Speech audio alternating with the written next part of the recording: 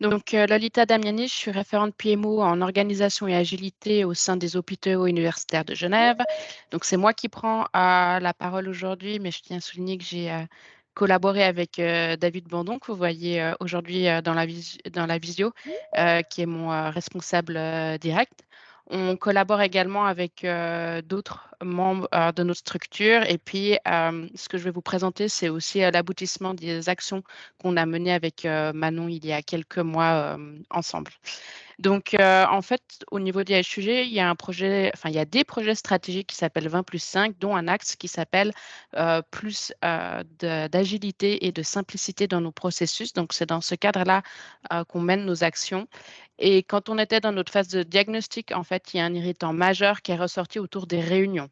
Globalement, c'est un diagnostic qui doit, je pense, être similaire dans pas mal d'organisations. En gros, trop de réunions pour peu d'impact, peu d'utilité.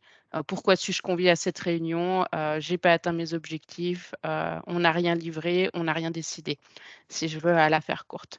Donc, on s'est dit qu'on allait repartir de la base et voir comment on pouvait accompagner nos collaborateurs dans l'adoption de certaines pratiques autour de ces réunions. Donc voilà, les thématiques qu'on travaille notamment, c'est l'agilité, la simplicité en macro thématique, mais surtout les réunions et puis tout ce qui est accompagnement au changement. Là, ce que vous voyez sur la droite, c'est notre identité visuelle. En fait, on a appelé ça le manifesto des réunions. Globalement, c'est la boîte à outils ou notre Bible sur toutes les ressources qu'on va développer dans le cadre de ces actions-là. Donc, on a développé une forte identité visuelle parce qu'on s'est aussi rendu compte, ben voilà, au niveau de la communication au HUG, c'est très formaté, hein, puisqu'on a de la communication à l'externe et à l'interne. Donc, on ne peut pas faire entre guillemets tout et n'importe quoi, mais on avait besoin, par rapport à vos actions qu'on démarrait, qu'on identifie très rapidement que c'était autour des réunions et de l'agilité. Donc, on a développé avec une graphiste qui collabore avec notre direction de la communication tout un panel de pictos ou d'images. L'idée étant de mettre à disposition un écosystème de ressources très pragmatique qui étaye vraiment le fait de se dire, ben oui, les réunions, on en fait tous les jours, mais finalement, est-ce que je les fais, entre guillemets, correctement? Est-ce que c'est utile et comment je pourrais faire autrement pour aller jusqu'à la transformation des pratiques? Donc, on a développé cette identité visuelle à travers des posters illustratifs, comme vous voyez un exemple là, puis je vais vous en montrer d'autres qui sont plus poussés. On a réalisé des visuels qui sont directement utilisables par nos collaborateurs parce qu'on s'est rendu compte que ils nous parlent souvent d'outils, mais en fait, ce n'est pas forcément des outils informatiques ou des logiciels, c'est juste des visuels, des supports auxquels ils peuvent se raccrocher plutôt que de perdre du temps, entre guillemets, à les développer eux. On a sélectionné des thèmes très, très simples et centrés sur les besoins.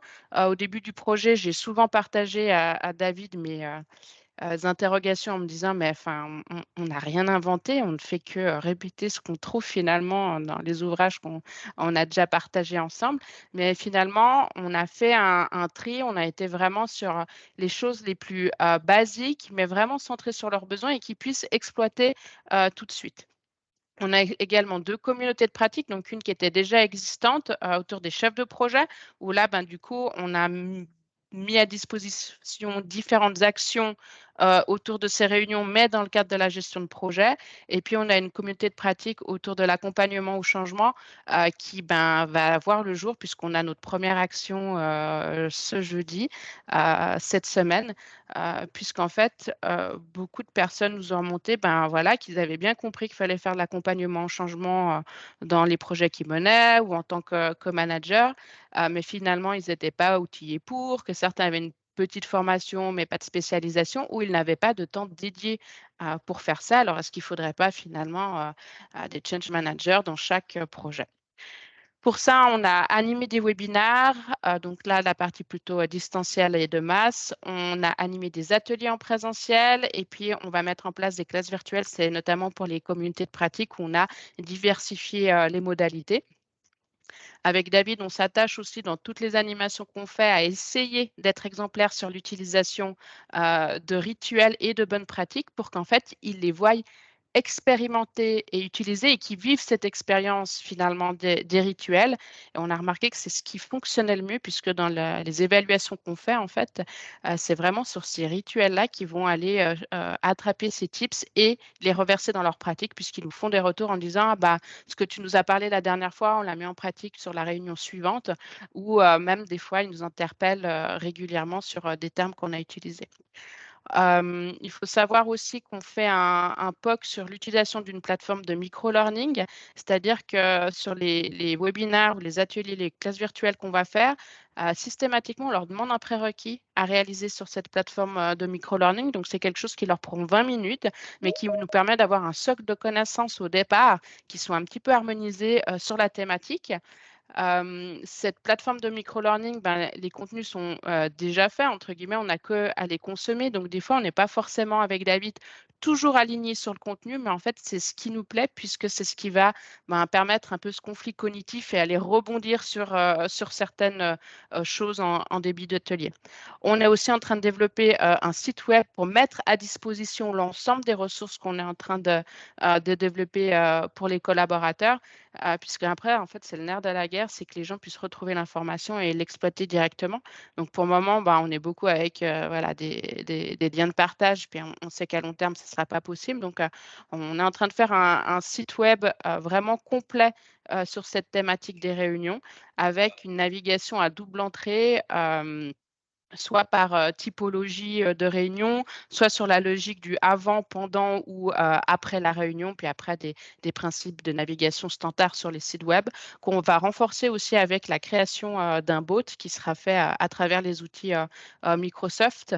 L'idée étant là d'avoir un outil d'aide à la décision par rapport à des questions qui se posent et d'avoir des algorithmes qui se mettent, en place automatiquement. Et puis, ce système de bot va nous permettre aussi, de pousser, certaines informations et d'animer, nos communautés pratiques, notamment à travers les équipes Teams, qui seront, mis en place.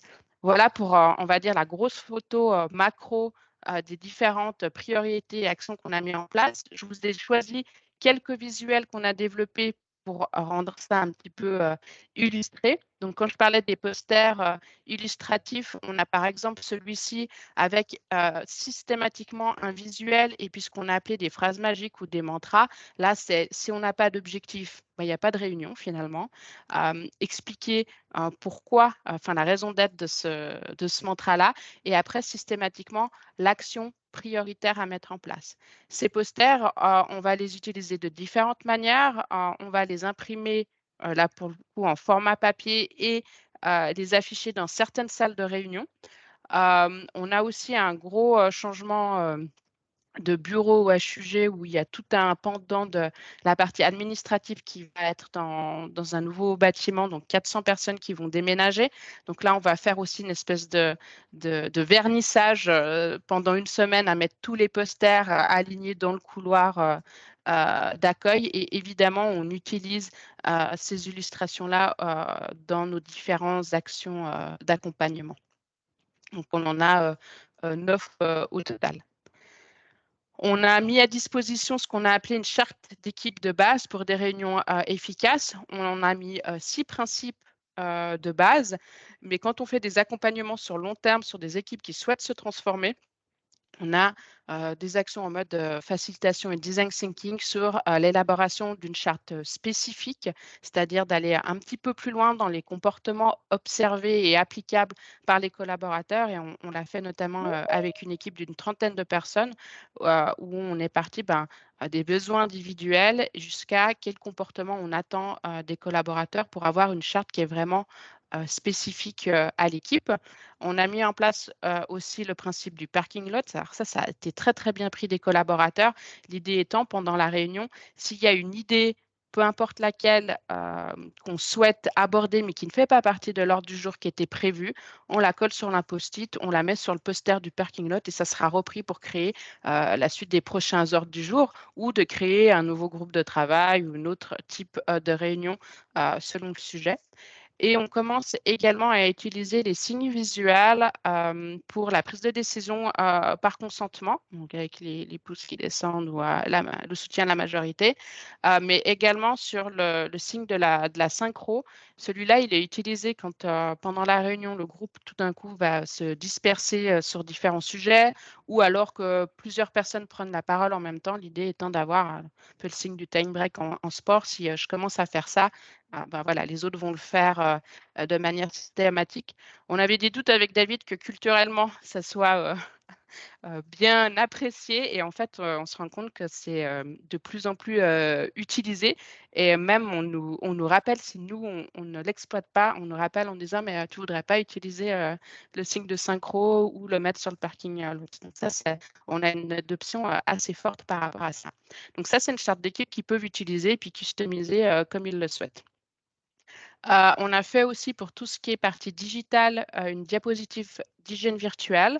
Nous, toutes les classes virtuelles ou les webinaires qu'on débute, on commence, par accueillir les gens, avec cette diapositive. L'idée étant que les gens n'arrivent pas dans une salle déjà, «vide» entre guillemets et puis qu'on puisse rappeler ces principes-là. Alors maintenant, ça commence à être de plus en plus, logique pour les gens, mais il y a encore quelques mois et ça nous arrive encore, où les gens ne sont pas, forcément équipés, ne jouent pas avec la webcam ou avec les micros, utilisent le chat pour tout et n'importe quoi. Donc l'idée, c'est vraiment de rappeler les principes en début de classe virtuelle, pour que ça se passe, du mieux possible et pareil, ils peuvent la télécharger pour, l'utiliser pour, leurs animations, respectives. Celle-là, vous connaissez, hein, le rôti agile. Donc, de nouveau, c'est pour dire qu'on n'a pas, au niveau des concepts, à mon sens, inventé du fond, mais on a réfléchi sur la mise en forme et l'exploitation par nos collaborateurs directement dans les séances. Donc, le rôti agile, c'est pour nous un rituel qui clôture nos actions, même certaines réunions récurrentes. Et la dimension d'utilité a vraiment été beaucoup plus adoptée que des satisfactions, je vais dire, d'ordre global. Même si ça questionne le fait que le rôti agile se fait en mode, synchrone et à chaud, donc on voit, qui a voté quoi et cetera. Donc ça pose des questions, presque sociologiques, mais ça nous permet d'avoir un premier er signal, qu'on va souvent, compléter, selon le type de réunion. Si c'est une réunion de type formation, avec des choses un petit peu plus, poussées. On a fait un visuel sur la prise de décision par consentement, donc vous voyez que c'est tout simple, mais en fait, c'est ce qui permet aux gens de se lancer, dans l'utilisation de la prise de décision par consentement dans les réunions parce qu'en fait, ils sont rassurés par le fait d'avoir finalement, un canevas directement, exploitable et puis petit à petit, contenu, par les collaborateurs. On en a fait un sur les 6 méthodes de prise de décision, puis c'était quelque chose le plus complexe et là, l'idée, c'est qu'on a fait un premier atelier pour leur expliquer, les 6 méthodes qu'on avait, sélectionnées, pour les positionner, du plus directif au plus collaboratif et l'idée maintenant, c'est qu'on va avoir des actions spécifiques sous ces différentes, prises de décision parce qu'on a remarqué qu'il y avait vraiment un réel besoin, d'appropriation et de maîtrise et que les gens étaient, très preneurs, de ce sujet-là. Alors, comment on a structuré nos différentes, actions ou le site web et cetera? On a travaillé avec Manon, en amont sur, les 6 objectifs de réunion qui nous paraissaient, entre guillemets, «les plus importants». Alors selon la littérature, vous trouvez, des choses beaucoup plus, précises ou un petit peu différentes. Nous, on a sélectionné ce qui nous paraissait le plus simple et le plus récurrent chez nous et on a beaucoup travaillé avec le chiffre, 6 finalement, à chaque fois et ça nous semblait, «absorbable» entre guillemets par les collègues. Donc on est resté sur, ces 6 objectifs-là qui structurent globalement l'ensemble de nos actions, de nos visuels ou du site web, et cetera. Au niveau des actions qu'on a menées, des thématiques qu'on a travaillées jusqu'à aujourd'hui, puisqu'on a commencé, c'était en décembre sauf erreur. On a commencé avec le webinaire sur les 6 incontournables des réunions. Là, c'était vraiment pour, créer un petit peu, l'appétence par rapport à ce sujet-là, voir comment ça résonnait. Donc là, on l'a fait sous forme de webinaire qu'on a enregistré. Après, j'ai dérushé pour garder, les, principales séquences en enlevant les questions et on a mis à disposition la vidéo chapitrée pour que les gens puissent retourner uniquement sur les thématiques qui étaient importantes pour eux. Puis à partir de ce webinaire, ça nous a permis de construire la suite des actions. On a fait un atelier sur l'intelligence collective dans les réunions. Celui-ci, il a suscité beaucoup d'intérêt. C'était un format très, très court. Hein. On est au niveau presque de la découverte. Donc, on sait qu'on va devoir continuer les actions de ce côté-là.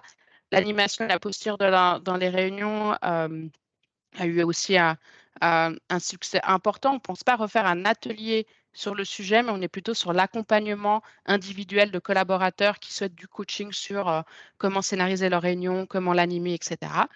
L'art difficile de la prise de décision, on sait qu'on va le démultiplier avec les 6 méthodes dont je vous ai parlé tout à l'heure. Et on va commencer avec la matrice des décisions qui sera le prochain atelier qu'on n'a pas encore eu. Et puis, je conclurai après en vous montrant une vidéo qui va être le teaser du début de la création de la communauté de pratique sur le changement qu'on a appelé Voyage au pays du changement.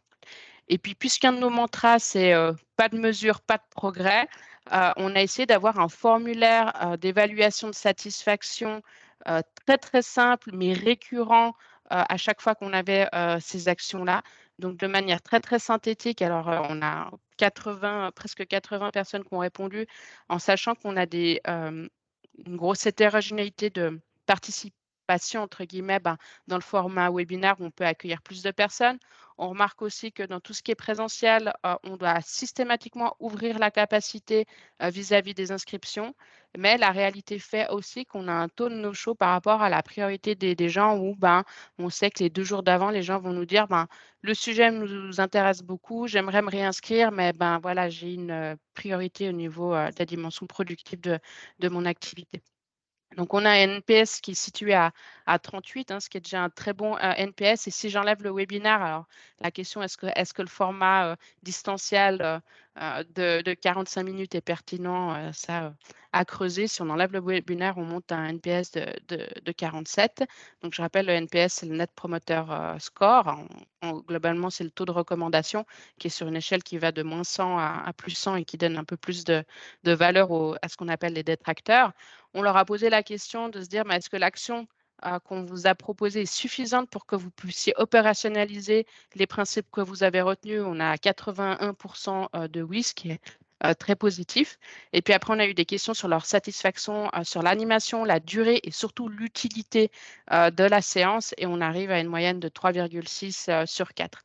Donc ces résultats-là, plus l'ensemble des sollicitations qu'on a à titre individuel avec David, nous poussent à poursuivre finalement la suite du programme. On avait imaginé les premiers ateliers et puis on voit qu'on n'a pas encore couvert l'ensemble des besoins et qu'il y a une vraie appétence par rapport à ça. Et puis pour conclure, ce que je vous propose, c'est de découvrir la petite vidéo homemade qu'on a fait comme teaser sur la communauté d'accompagnement au changement. C'est ce qui nous a permis de faire un petit peu de com. Et puis, ce que je proposerai à Manon, c'est que peut-être d'ici dans 2 à 3 mois, on puisse vous faire un retour d'expérience sur la mise en place de cette communauté, mais aussi sur le site web qu'on met, donc sur ce kit manifesto des réunions. Manon, je te laisserai juste me dire si vous entendez bien le son, Oui, s'il te alors plaît. Lolita, je vais devoir t'interrompre parce qu'en termes du temps, on est largement dépassé. Donc, ce que je te propose, c'est qu'on diffuse la présentation et que la vidéo puisse être présentée avec la présentation, si ça te va. Ça marche. Et du coup, je suis embêtée, mais je vais aussi devoir passer le temps des questions. Donc, si vous en avez des plus spécifiquement, n'hésitez pas à écrire à Lolita en privé pour pouvoir avoir peut-être plus d'insights sur comment ça s'est passé et mis en avant. En tout cas, je te remercie beaucoup pour la qualité de la présentation.